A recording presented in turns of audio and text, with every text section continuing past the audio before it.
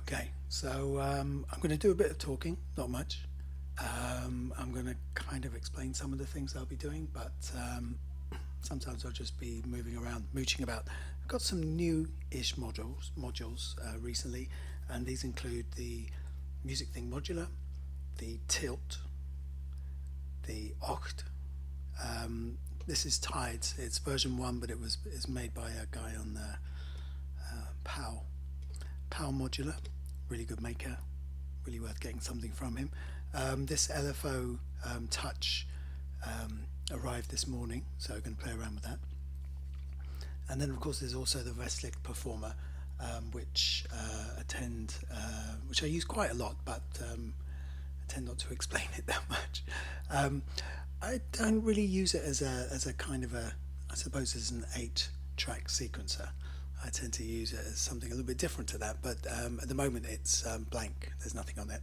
And then over on the very far left I have the RYO Penta. And Music Thing Modular Startup, it's actually really good. Okay, so let's get patching.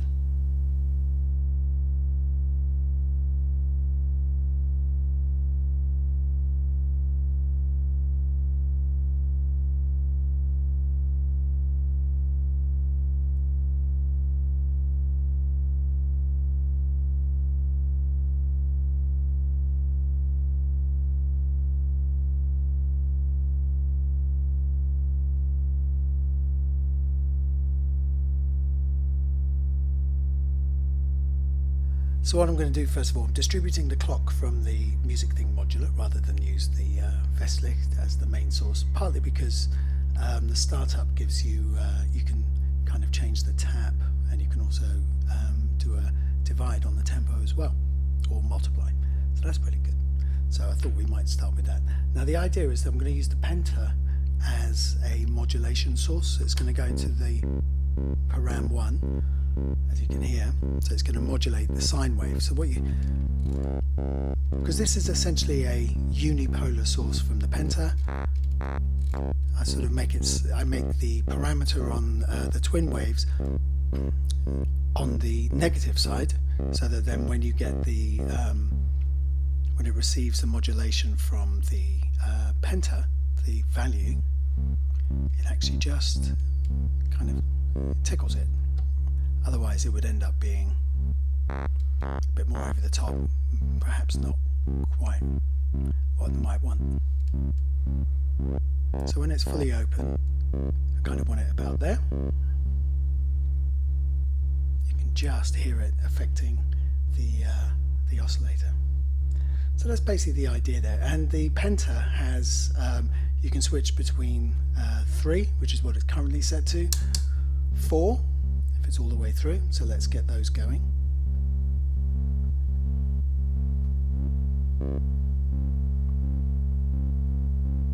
Three. 1, 2, 3, 1, 2, 3, and then 5.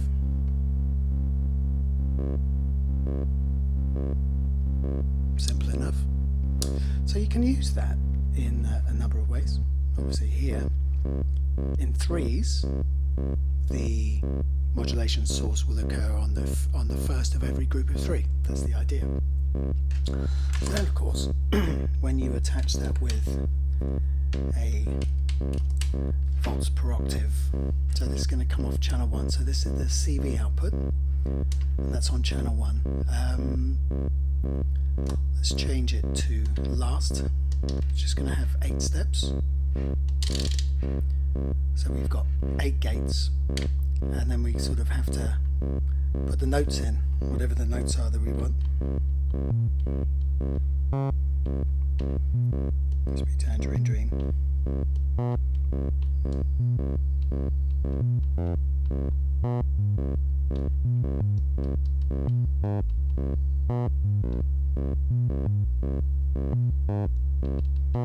Octave at the end.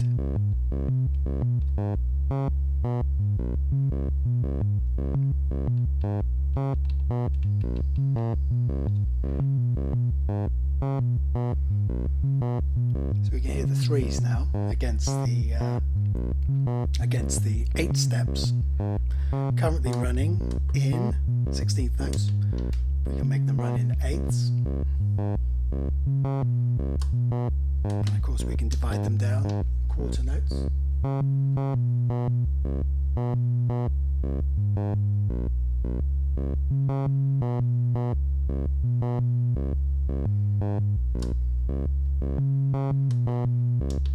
Taking it back up to 16ths.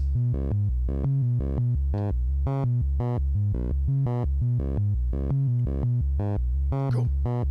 So with the penta, we can then, so obviously there we have it, the first pulse of every group of 3. Here is the second pulse of every group of 3. Now that might feel like there's not much difference between them, but there is a small difference. And this is in the group of the last pulse in a group of 3. Let me put the 2 in.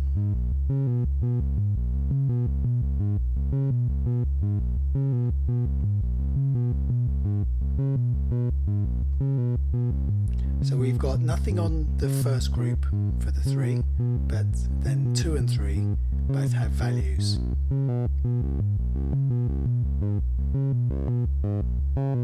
So here the value is higher on step 2 and slightly reduced on step 3. Here they are pretty much the same. And here we reduce 2.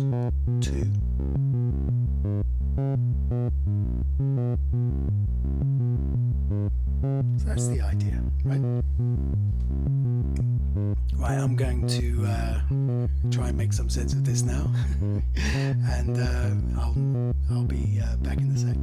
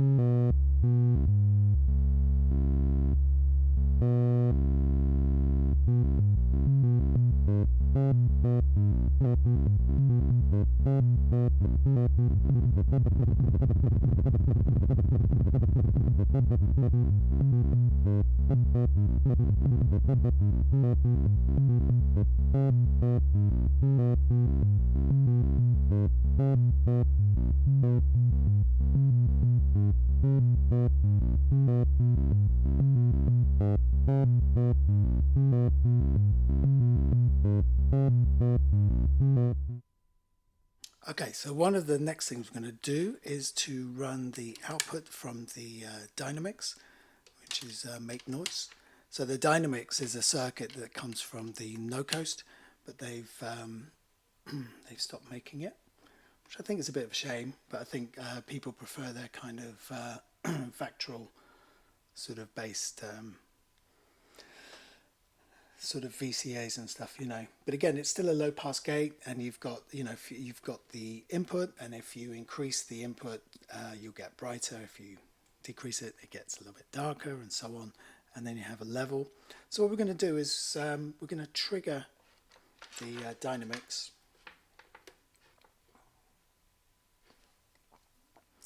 We're going to trigger the Dynamix, and I've rather silly. I put it into the wrong one. Forgive me there. Okay, so we're going to trigger the Dynamix. So there's the sound. So we got a number of sources in terms of envelopes. I'm going to use the tilt. So you're going to use the output of the tilt. It's going to go in there so we can hear. We're not going to hear anything. So first of all, we're just going to try the tilt with the clock that's being multed here.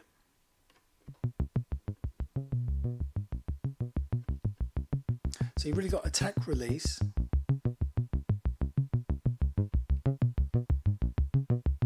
That kind of tightens it up, right? If I take it out, that's what it sounds like. Then give a softer rise.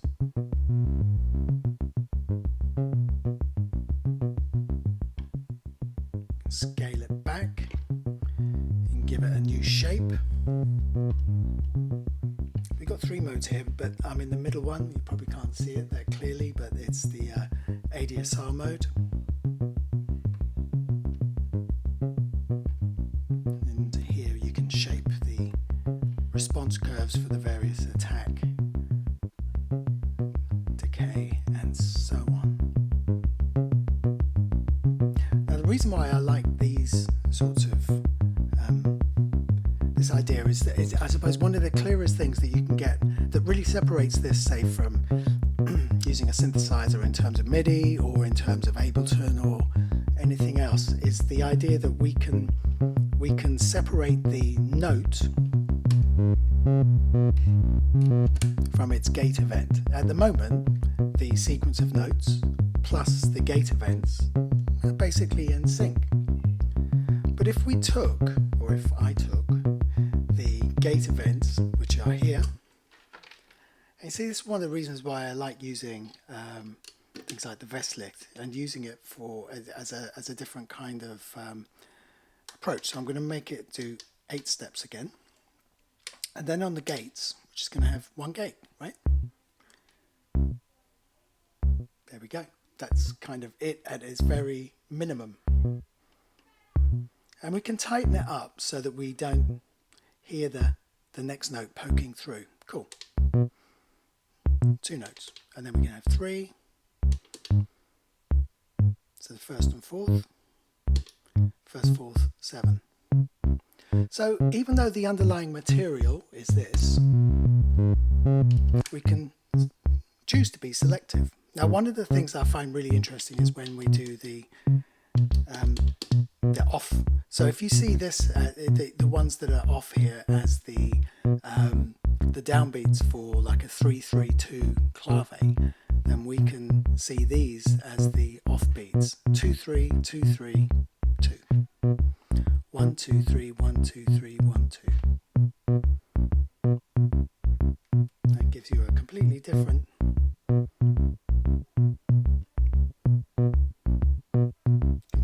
spin on stuff, right? Now the twin waves actually has a sub. Let's hear what that's like, shall we? So you see the sub isn't being gated, right?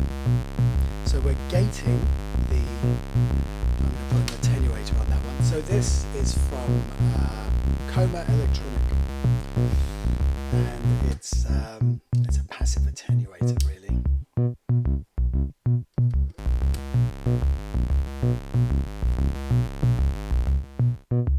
Excellent.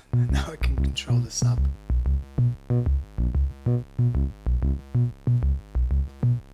Good stuff, right?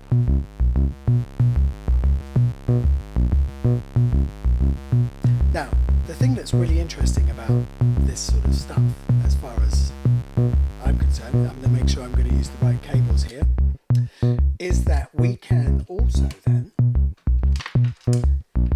apply a completely different gated pattern to the sub bass itself. So let's take another.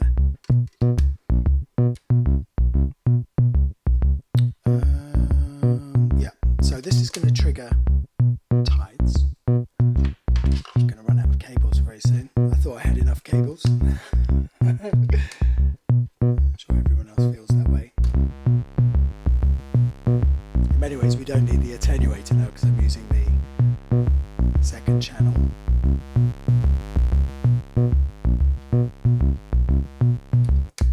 But let's kind of stay with the idea. So channel 7,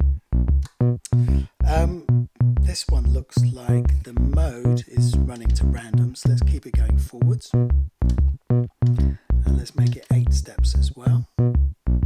So this one could be the 1 3 1 2 3 1 2 3 1 2.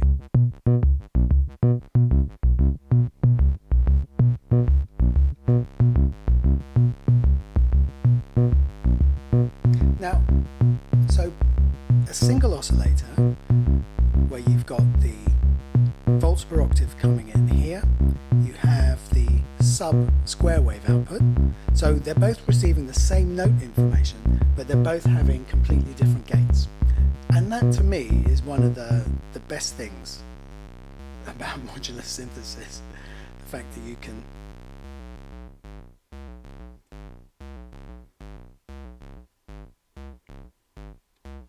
let's get it to just a clean note. Now they're working together, right? Because they're both doing 1 2 3 1 2 3 1 2, except the voice 1 here, which is coming up to the top channel, the first channel of Dynamix, is basically doing its gates are operating on 2 3 2 3 2 1 2 3 2 3 2.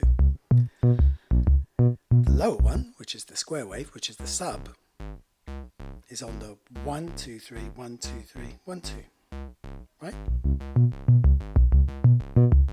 And then trying to get the two together. Lo and behold, there we are.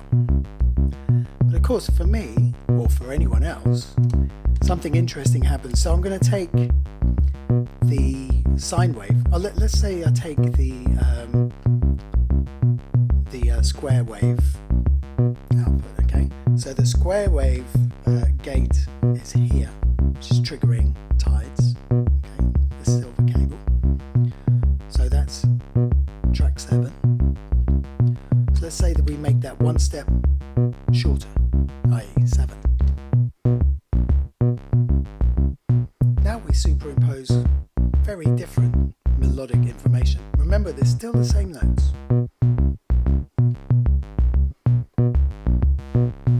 And if we change the shape of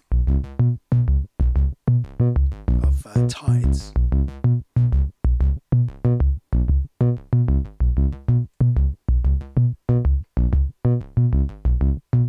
we find ourselves in completely different territory, but still having exactly the same notes. It's much more difficult to kind of achieve this in playing a keyboard, right? Because when you play a keyboard, as soon as you press a key, there you go. The note and the gate, or the event, are tied together.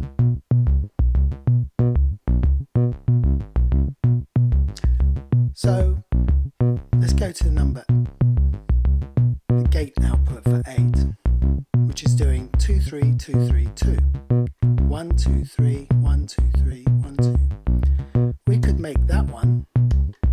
So I tend to always try and do things in odd numbers. So instead of going for 6, which would be this one, so we go for something like 5.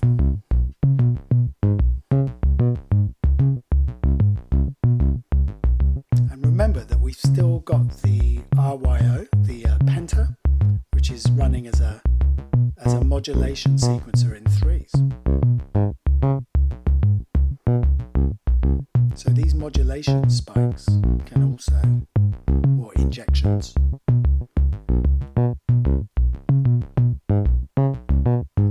bring in another layer of what we will call complexity. I'm going to take 7 and going to turn that into 8. So that's the sub bass.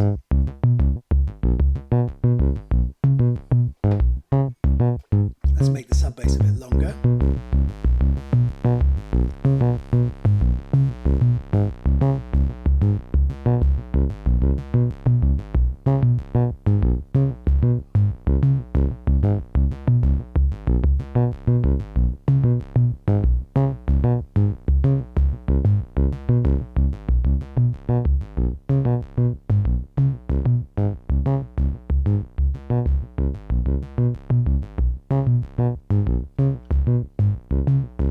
Just keeping an eye on my levels, my output levels on the video, because they might be a bit too hot, I don't know. And again, changing the shape of the envelope, which is feeding into the top of the Dynamix.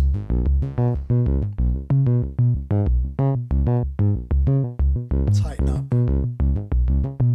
tides. Now, the other interesting things that we can do, obviously, if we look at number 7, so this one's running in 8s, but we could run this one in half time or double time by changing the divisor. At the moment it's 16ths, so we could run that one in 8s. So we can afford to give it, kind of want to tighten it up until that gives it the ramp up rather than the ramp down.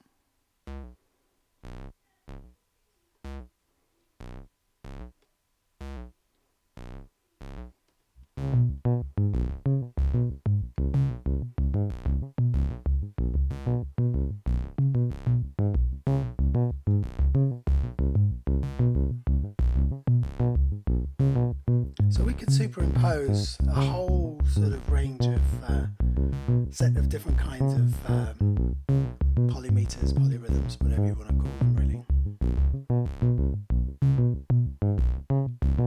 So even if, say, the gate patterns for 7, track 7, are at 7, they're still going to phase against the 5s. Let's put that one back to 8 and we can move it around.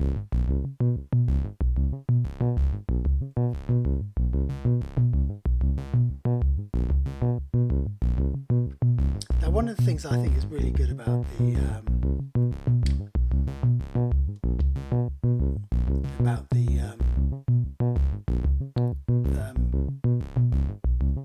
westlicht in terms of its notes. Let's put them back in.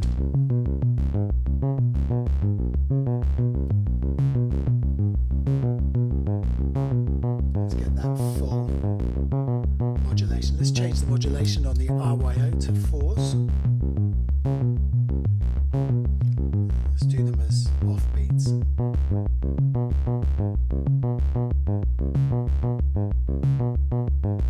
We can hear that, right?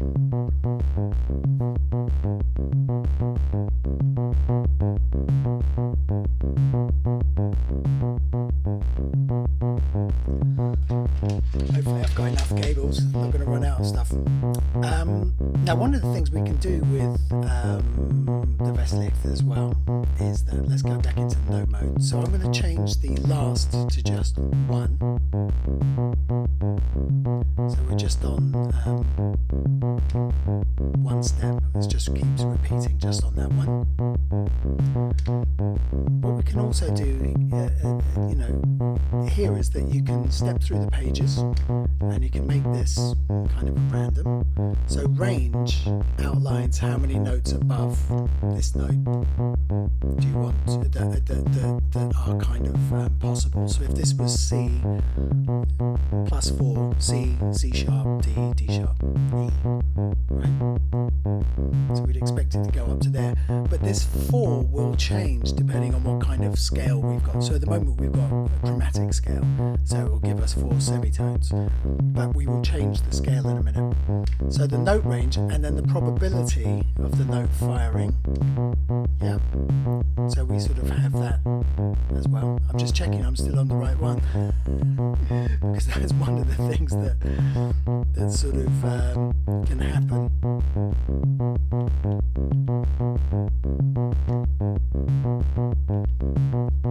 So let me put that back. to see. So you've got those sorts of ideas there. So let's go to the, I don't want that extra note. Let's go to the other page. So you have scale choices here.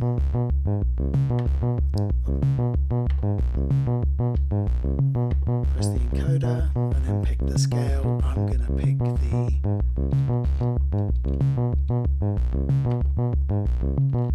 minor pentatonic.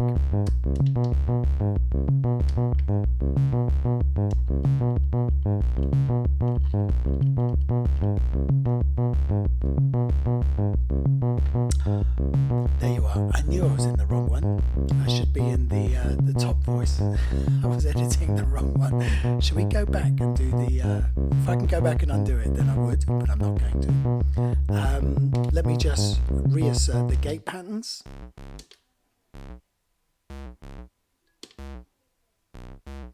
For 8. I've got myself in a flummox here. Good. That's nice. Go for the divisor, which is 16. Excellent. Let's go back to channel 1, shall we? We'll make it last for one note. Okay, so we'll make it last for one note. We'll go back into note. Then we will change note range. As you can hear, we've got a number of notes now appearing. I was wondering why they weren't working in the other one. So we'll do 5. And if we do the minor pentatonic, and that gives us the minor pentatonics. So we've got a number of let me change that up. You can hear that's going through a whole number of sort of notes. Okay, so we've got 5. So the 5 notes of a pentatonic scale, minor pentatonic scale. What we can also do, let me put now the gate information is going to be really good. Let's go back to the gates.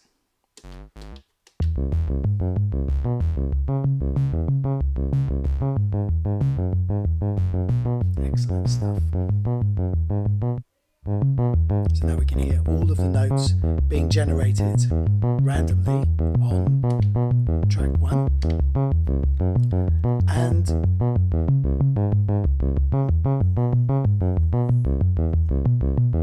what we can also do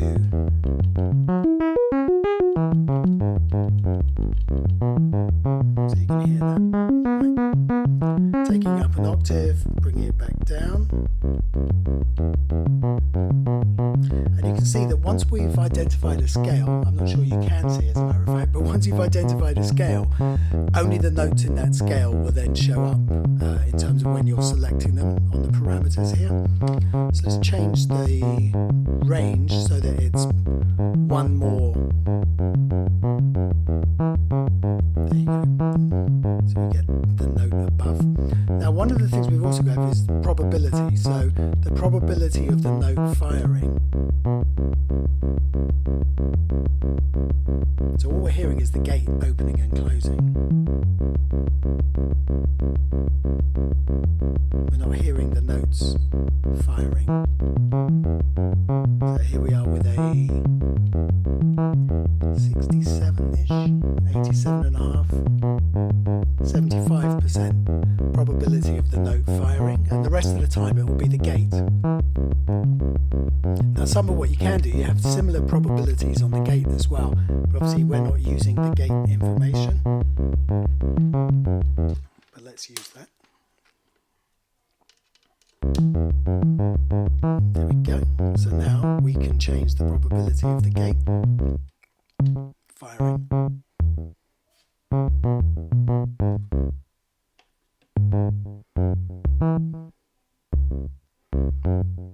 Bring the sub in.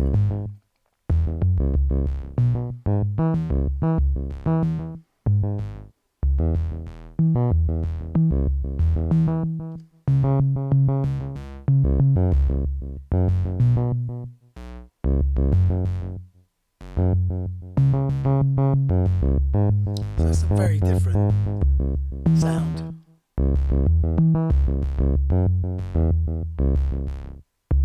And again, it's a very low probability of the gate firing, so let's bring that up to 75%.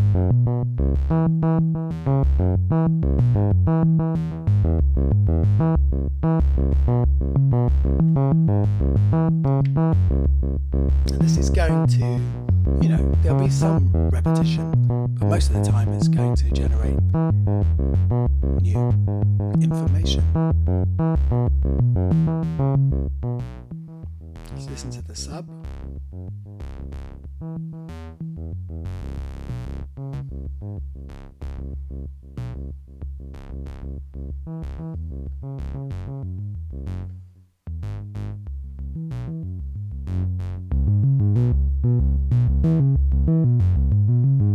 Let's change the RYO to 5, so that's the middle setting.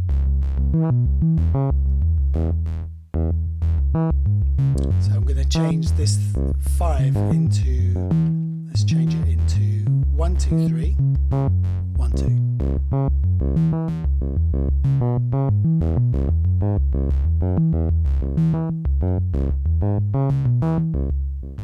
So that's just the sub. Give it a bit more shape, maybe, at the end. Slightly tighter. Bring the sine wave back in.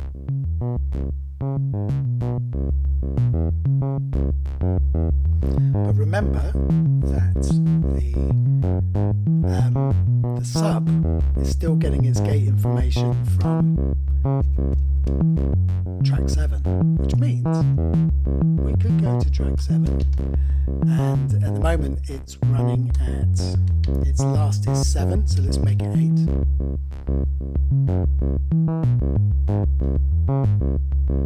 So we've got 1, 2, 3, 1, 2, 3, 1, 2.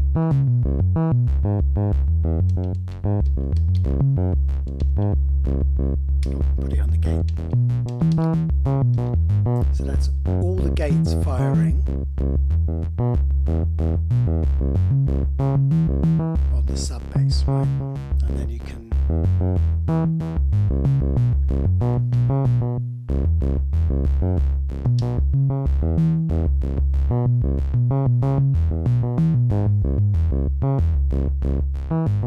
the sine wave part's really nice. I have no offense against the square wave. The way they work together is really good.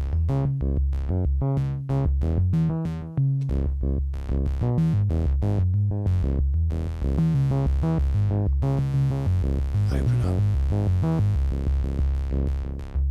the sub part.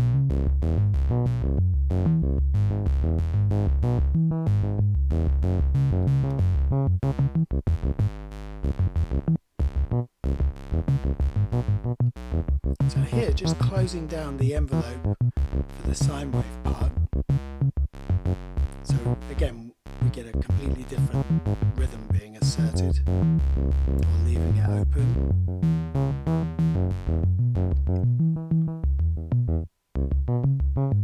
And remember that we have the RYO running in 1, 2, 3, 1, 2 accents.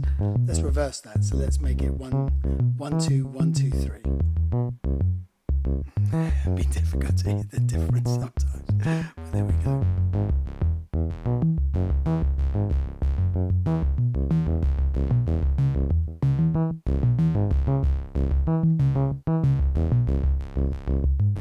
So remember that the melodic information is being generated from CV1 all the way up here, and that CV1 is essentially stuck on one note, because you can see it's not advancing, it's just staying here, and that CV1 is also has the note range of 6 and has a note probability of some kind of randomization kind of coming in. But let's say that we increase the note range, so that's 10 notes of the pentatonic scale, the minor pentatonic, which being 5 notes is 10 means 2 octaves, right?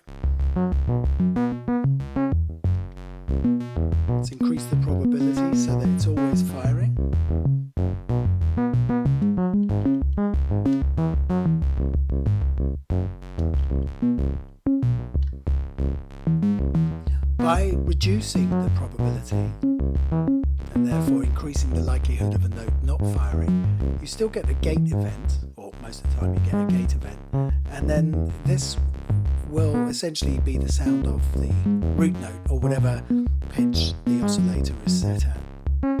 Doesn't necessarily mean it's in C.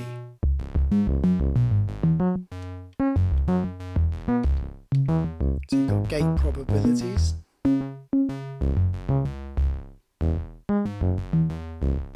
So a very low gate probability, 25%, coupled with a high probability, in fact 100% probability of a note firing. And remember that the sub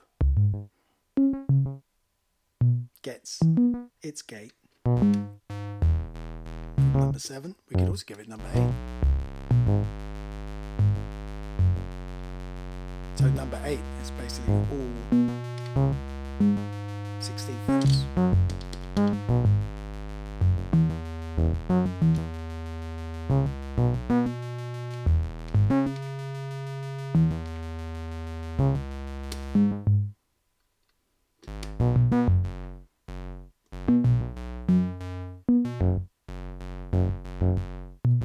So we can change the divisor and get it back to 16ths.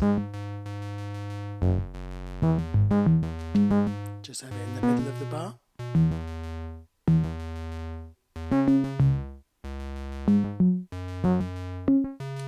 Okay, going to go back to the gate probability and increase that to 100%. So remember that what we've got now is 100% of the gates firing, plus also 100% of the notes firing as well. But then the sub bass, which is over here, is only firing in the middle of the bar.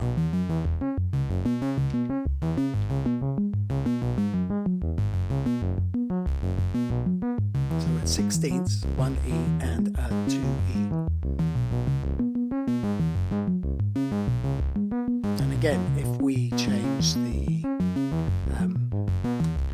last step and make it 7, then this block of notes or gates is going to move around.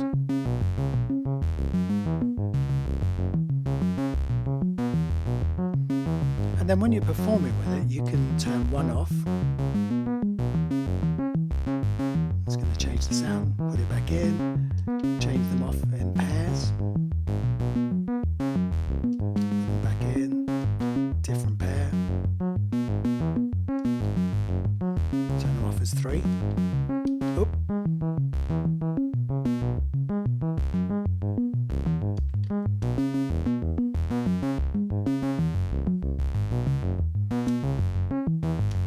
Double the tempo. Oop. Quadruple it. It's very difficult to kind of hear. We probably want to make that tighter.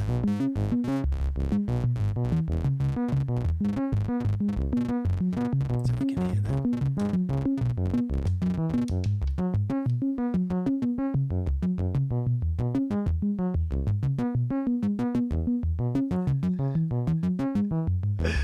There goes. No drum mods, I'm afraid. Oh, well, I have got drum modules. To tell you the truth, I tend to use I use a lot of the drums from Ableton. I do have a couple of drum modules. I mean, I use the Tip Top Audio kick drum, which I like a lot. And the kick drum works really well when you mult it. So you split the signal and you still have the kick drum out, but you also take the audio of the kick drum and you put it into the dynamic input for the Dynamix, and that works really well. That's a really interesting sound. It's kind of like an envelope follower. In fact, Dynamix works really well when you feed it audio signals that are different from the program material that you're working with. So yeah, not enough hours in the day, and there's probably not enough money in the bank.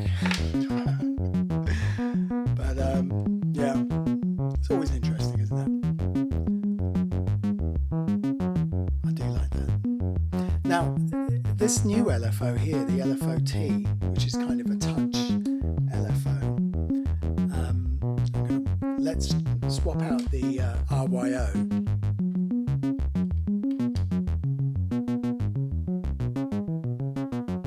So there we go. So it goes up at a fair old rate. I mean, this is at low, right? So that's twice as fast up there.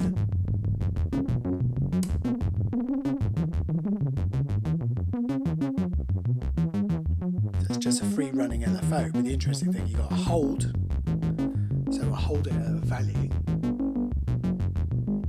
And then here, where you can push.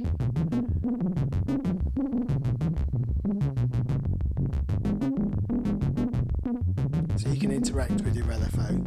It's kind of nice.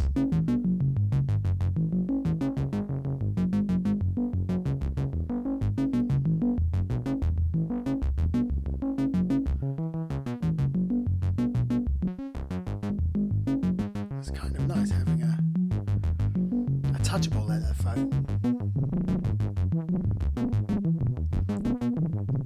So you can use it to just kind of put in a bit more. It's not really chaos because it's planned for, right? We planned for this.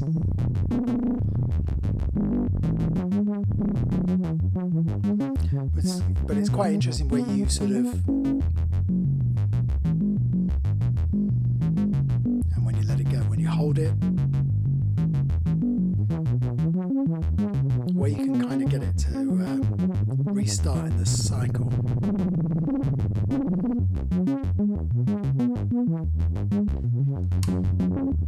So a much faster rate.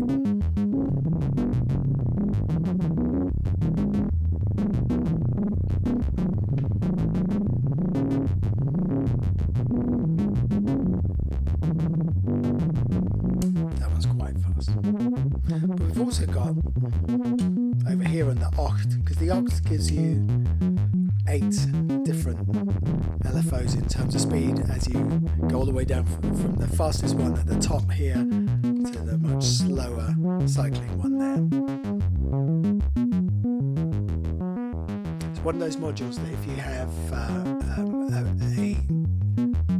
an oscillator module that has a lot of patch points, it's fantastic if you can use them. I like to use it for different things. Maybe we can try it in the Dynamix. Gives you that sort of tremolo effect.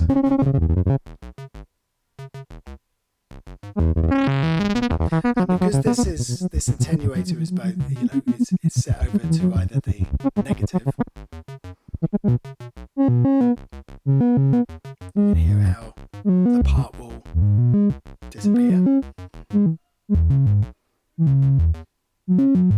Remember that melodically we're still listening to the same pitch events, but our perception of those events or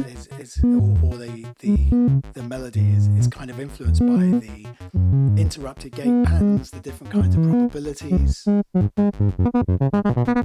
course the influence of other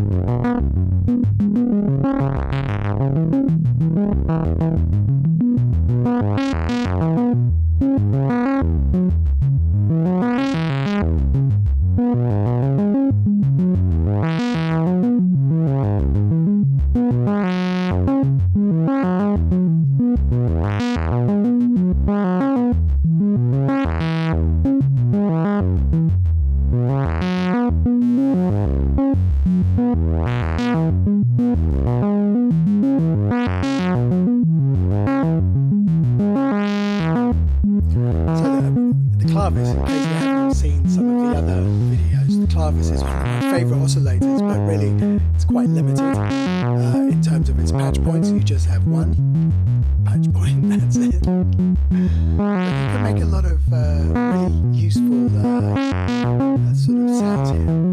And the new one, the version 2, has got internal patching, which gets it much closer to being a complex oscillator.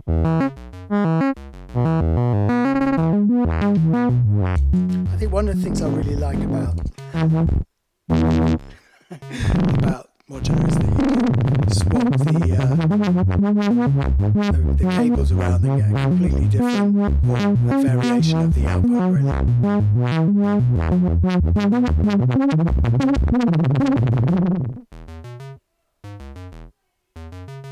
So it disappeared. Come back. There we go.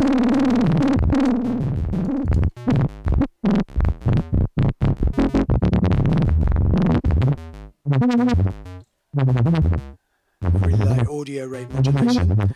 So let's try a different one. So I'm going to break this patch up.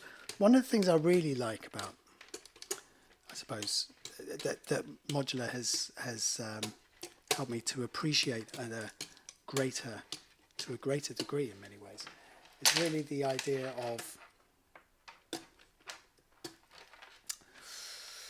FM synthesis, audio rate modulation, and the use of envelopes. So let's take the volt per octave there. The cables have got caught up. So what we have there, of course, we were using the clock from the other source. Let's go back to 1. So I'm going to get rid of the note ranges. And we are going to have, we've got C,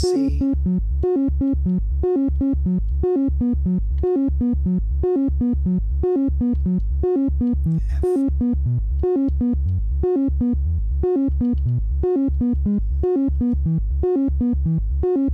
let's get that, higher G,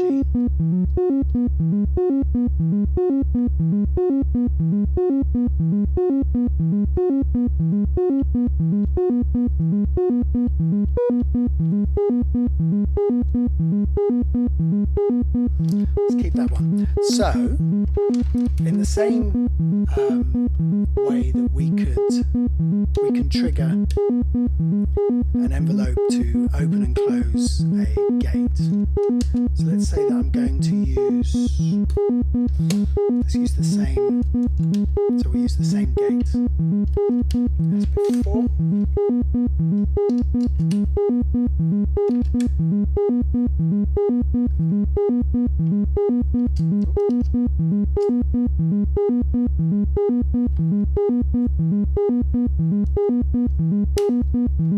So I think I'm coming out of the wrong one. No wonder, because I'm just going straight from the oscillator. A bit silly, but there we go.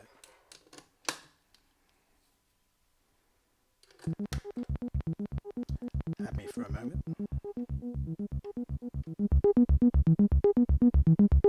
So we have our sine wave.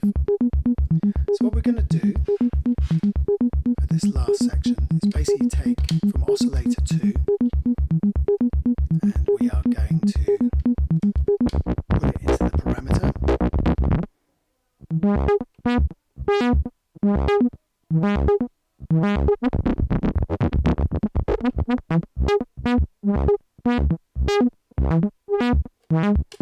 Take that out. Cool. So we have that now. So quite a lot of the time for FM or audio rate modulation, sometimes it's useful for it to be slightly lower.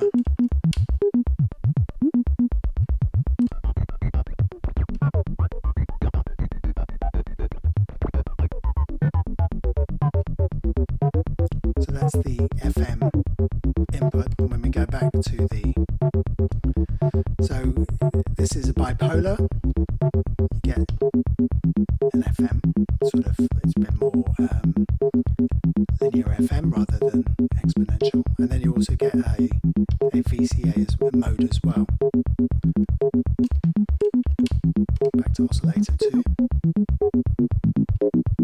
You can hear that FM sound, especially when this oscillator 2, is lower than oscillator 1. We get those sounds. Now, what we can do, basically, I'm going to take this and put it into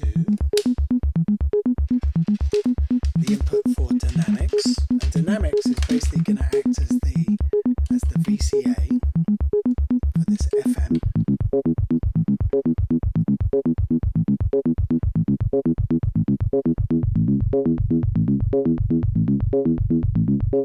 But what we're going to do is use a trigger to trigger tides. And then tides is going to be the envelope. So now we're just hearing the sine wave on its own, and we're able to bring tides in. So we get a very quick injection of this FM oscillator. Now it also helps when both oscillators are also receiving the same volts per octave. And this is one of those things that Twin Waves does really well, because you have the option to have them as separate, so each receives different volt per octave information. Add, which means they're added together, and then offset, which means there'll be an offset by fifths or whatever. So add is really good because it means that both oscillators are in sync in terms of volts per octave.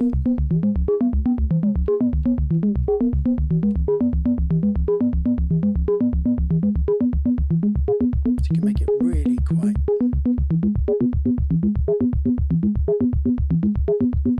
sort of tight, quite rhythmic. And because this is coming off channel 8 for the gates,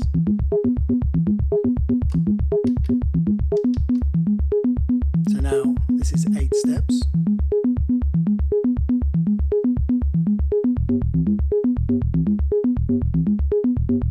And then adjusting the envelope length for tides,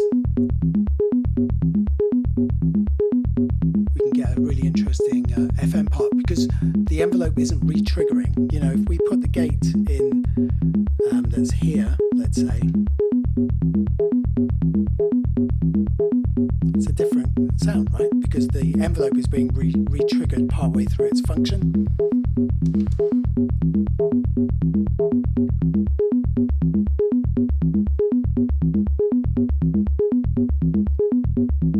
Two together. Tighten the envelope up again.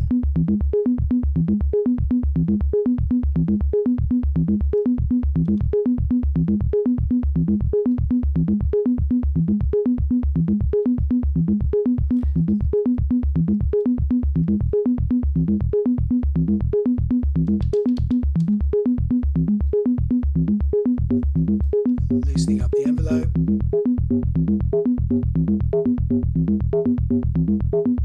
And again, we can control the level from Dynamix. And now, let's see if this works. The idea that we can take the touch-based LFO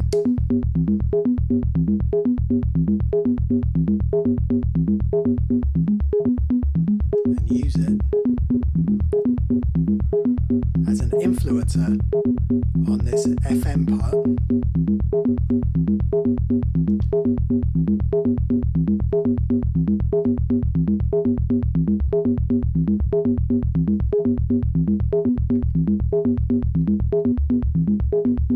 No FM. It's in there. We can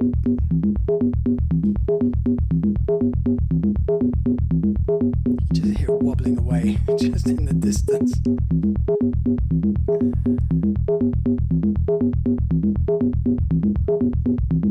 Let's try the OCHD.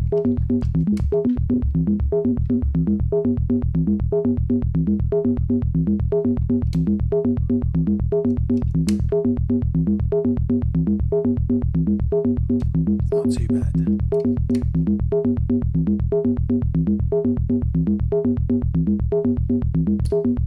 Not brilliant. Might need to work on that one. But there it is without the FM, because the envelope's really tight. Let's change the pitch.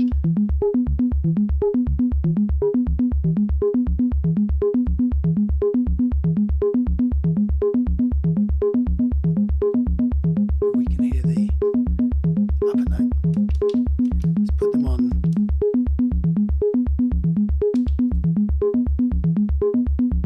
2 and 4. Let's turn this into 8 notes.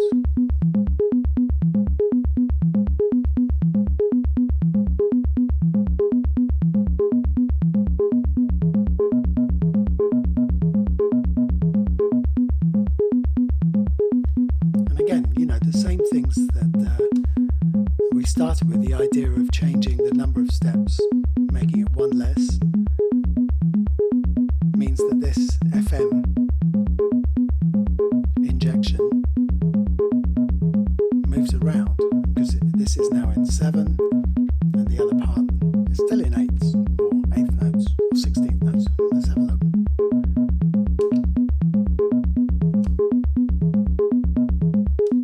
Yeah, 16th. So there it is as 8s.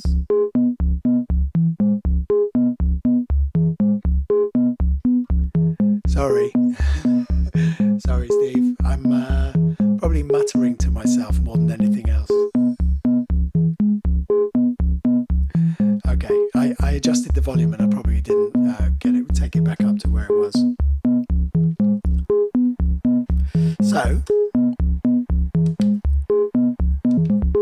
So the idea essentially in this one is that trying to do an FM injection. So the envelope from Tides goes into Dynamix, and from Dynamix that then goes into the FM input here, and Dynamix is receiving, or at least Tides is receiving, different gate information to the melodic part that's coming out of track 1 there. And that's kind of it, and it's long and it's short.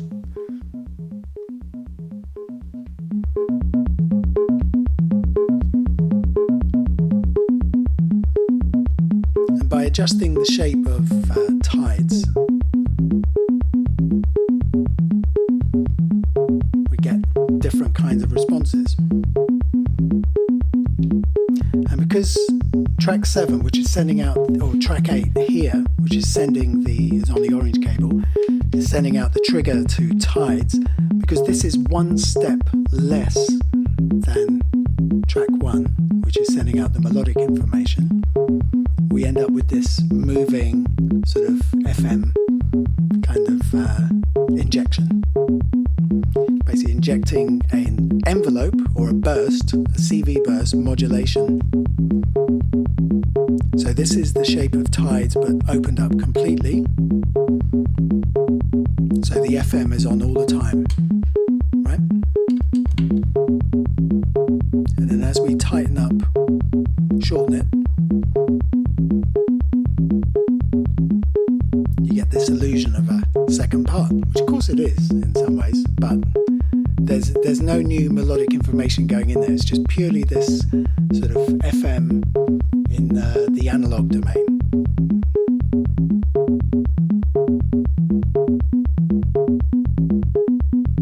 Kind of really like.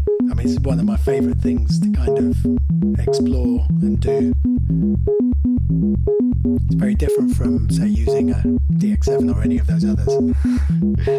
And for every sort of bit of FM you're going to try and do, I mean, ideally what you should have is another envelope and a VCA to be able to kind of control it, which again is why people say you can never have too many VCAs, because in the end you can use them to control and gate off a number of modulation sources, trigger them as and when you want to.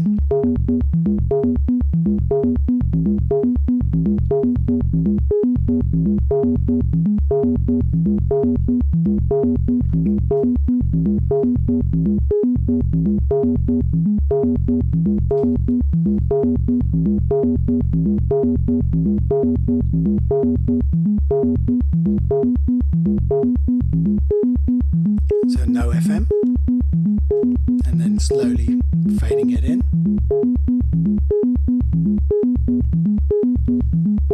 And at the moment this oscillator, which is oscillator 2 on the clavis, is below, is at a lower pitch to the oscillator 1, which is what we're hearing as the melodic source.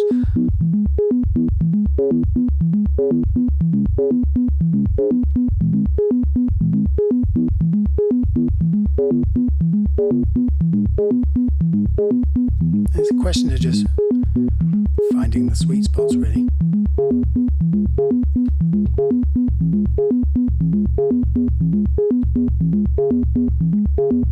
There's a really nice kind of after effect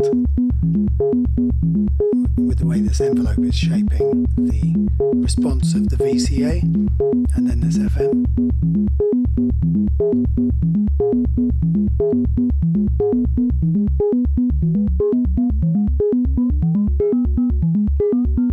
So very much above it.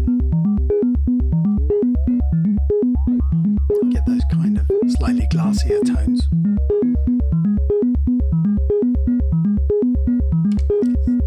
I'm just going to change the FM to the bipolar. You can hear there's a massive difference between the two, right?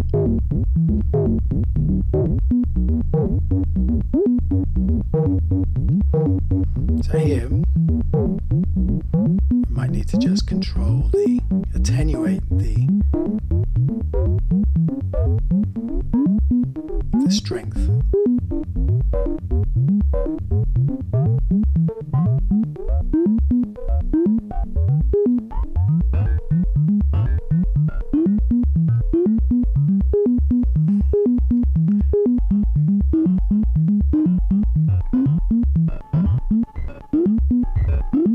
Shape the envelope a bit more.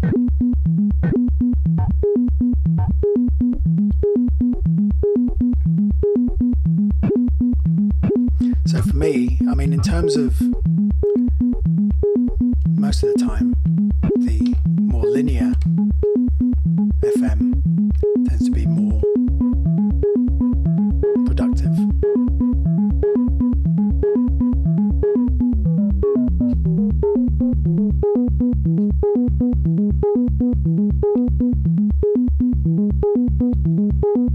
You can do both oscillators together. Just move it slightly off. Move it in a bit more.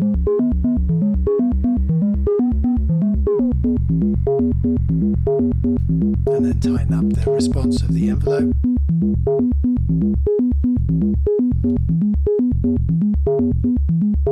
So here the gate information is on, it's working in eighths, so let's change that to 16ths.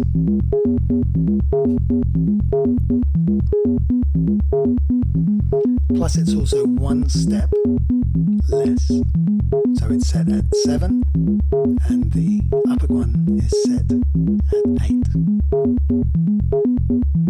8 steps, 7 steps. So you can create a lot of variation just by changing the number of steps. That's 5.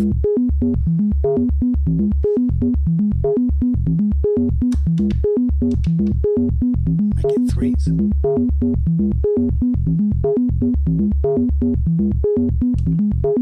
So that's the gate information for track 1, and that's the note information. So it's set to a minor pentatonic scale, and we can kind of move this around. So let's change the C, let's change that one, let's bring that G down.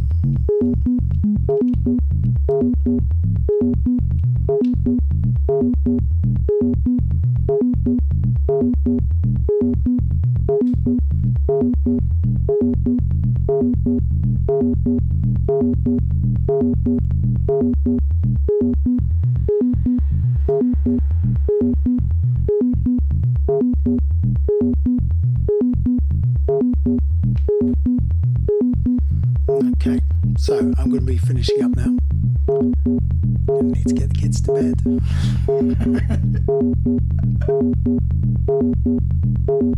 Before there's more chaos in my house. I'm one of those people where, you know, I do these streams or make these videos and there's always evidence of my kids in the background.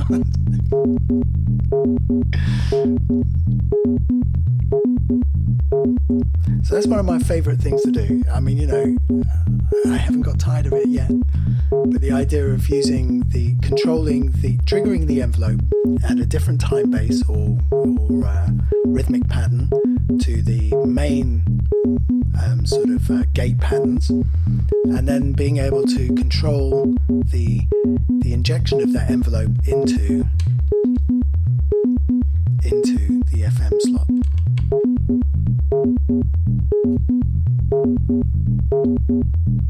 Sometimes just very small changes are kind of all that are required.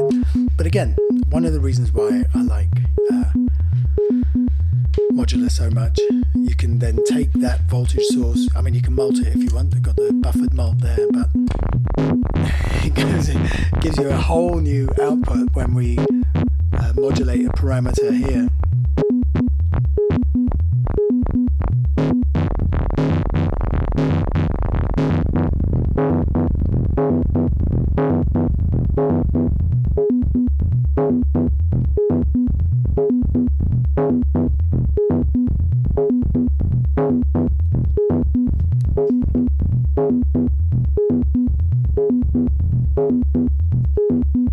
So it's really worth exploring, you know, different kinds of gate patterns that we could. Oh yeah, that's running in threes. Let's run that one. Let's put that back into eights.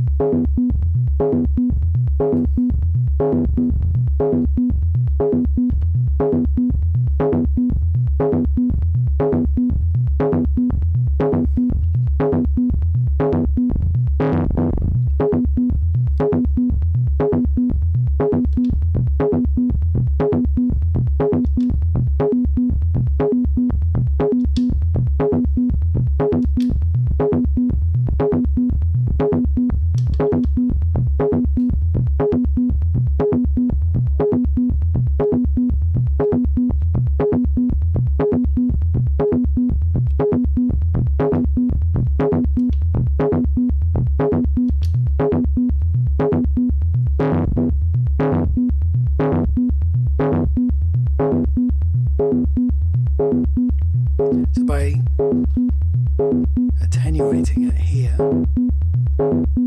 we also get a chance to kind of place it in a, hopefully, a more musical place, but remembering that we've also got the tuning for the oscillator.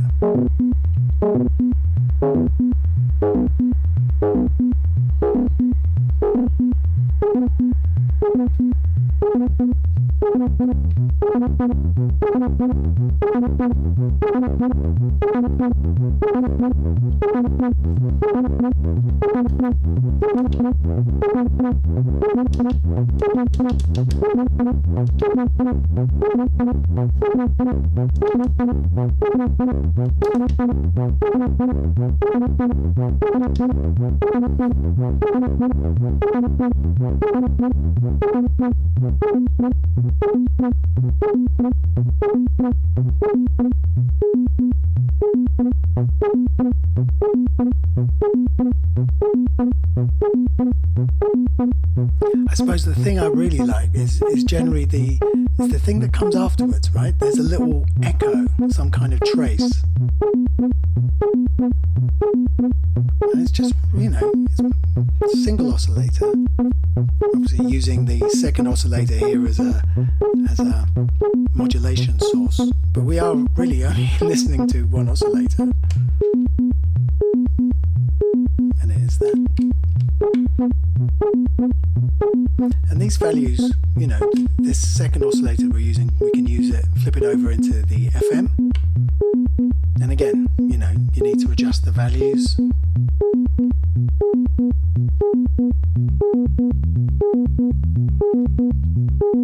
It's a very different sound to the one we have when we do the parameter modulation.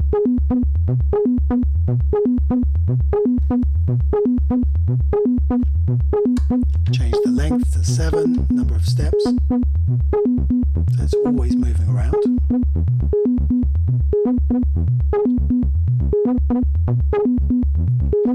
I mean, at some point they phase back in, they cycle, you know, the cycle restarts.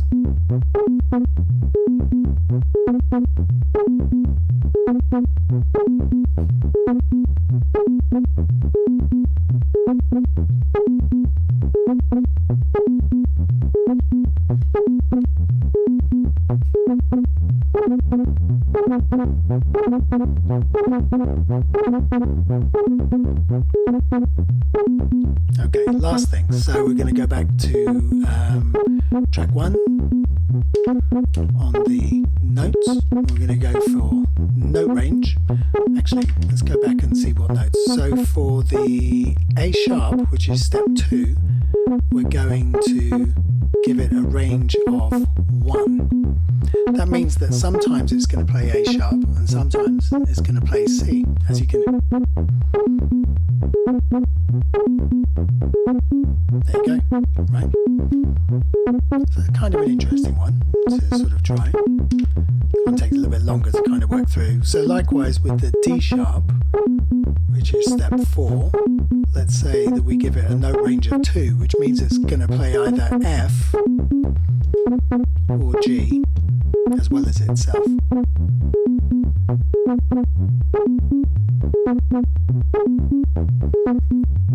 Okay, and let's say that the one that comes after the A sharp, step 5, let's keep that one. Let's say that the C, let's call it, well, it's not going to be a D, but let's say it's an F. Well, anywhere from C up to F, let's say. That's D sharp and that's F, so it's plus 2. And again, we've got probabilities that we can use, but we won't go down that road today. And then finally, at here, at the A sharp, let's say that we go down, we go negative. There we go, we can hear that. So this is a way of kind of creating some sort of pattern variation using the note range. We're keeping the probabilities at 100%.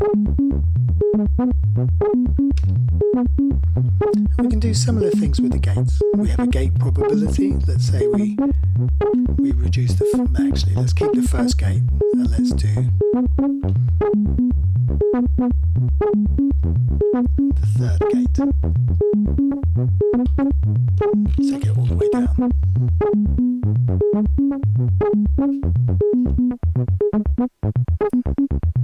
Tighten up the envelope here using tilt.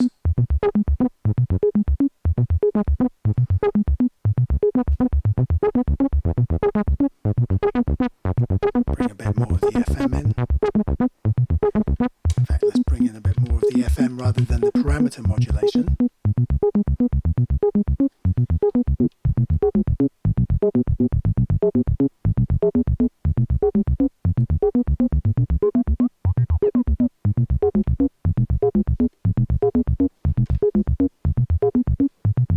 Cool. So there we go. I hope you've enjoyed that little walkthrough. This rack, as much as it looks like the way that it does, I'm forever fiddling and taking stuff out. I actually have some bigger racks, but they don't fit on my tabletop. So I'm like, okay, this will work, and this is kind of nice, you know.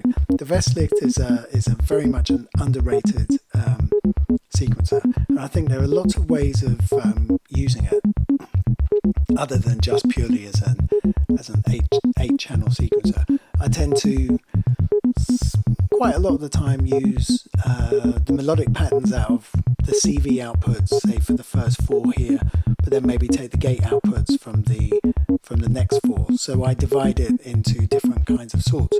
You can use if this is your main melodic source, then you can use these other 3 as additional either modulation sources or as additive sources.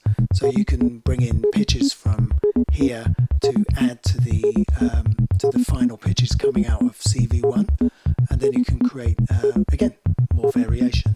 And if you have them under the control of different kinds of scales or probabilities, then you can create quite an interesting sort of landscape. Okay, that's enough for now, and I hope you've enjoyed that.